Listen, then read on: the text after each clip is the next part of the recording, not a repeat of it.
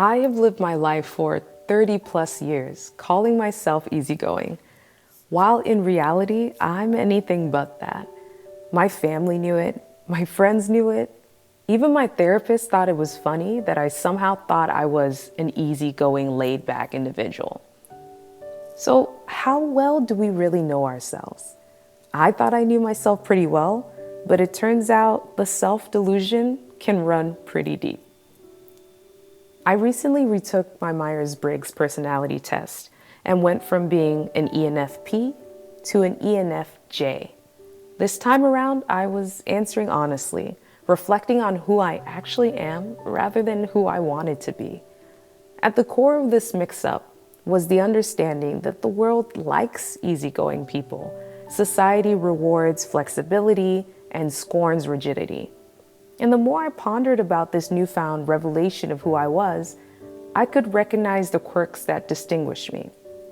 I enjoy creating structure. Give me a mess and I will spend all of my time cleaning it up, whether that's a project, an idea, or a relational dynamic. Chaos bothers me so much that I feel compelled to jump in and straighten things out. I thrive when I'm able to form some sort of order out of madness. While I've managed to show up in the world in a creative and expressive way, at my core, I'm technically a type A personality. And I'm learning to be okay with that. Hey peeps, welcome back to the channel. In today's video, we are talking about how to embrace your authentic self. The premise of this video came about a few weeks ago when I was having a conversation with my parents, and I casually reminded them about how, I'm carefree. And they didn't really agree. Okay, so I'm talking to my parents and I was like, yeah, I'm pretty laid back. And my parents said, oh, laid back? Here's the problem. All of my life I've been like, oh, I'm pretty chill, like go with the flow. Look at them shaking their heads. It's funny. Don't tell me you are not laid back, but you are. If you get interested in the thing is first to get you to be interested. If you are interested, you will do it. You will find a way to do it. You find every possible way to get it done. So, including recruiting people to do it. Yeah. I'm shocked because being laid back has been my own brand for myself, but apparently since I was a baby, I was not laid back.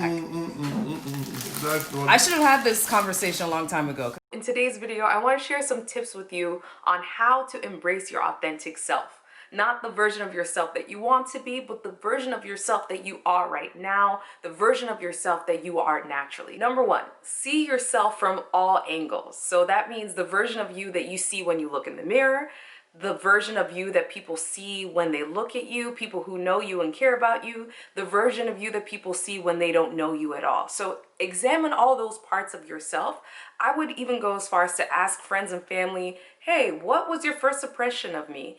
Is that impression different now that you know me? It helps you to be self-aware, but also to see if your awareness of self is actually the same as the self that you're projecting. Number two, examine how you feel in different settings. So think about times when you were thrown into a loud, noisy party, times when you were thrown into a project and you had a deadline, times when you were just lounging about with nothing to do.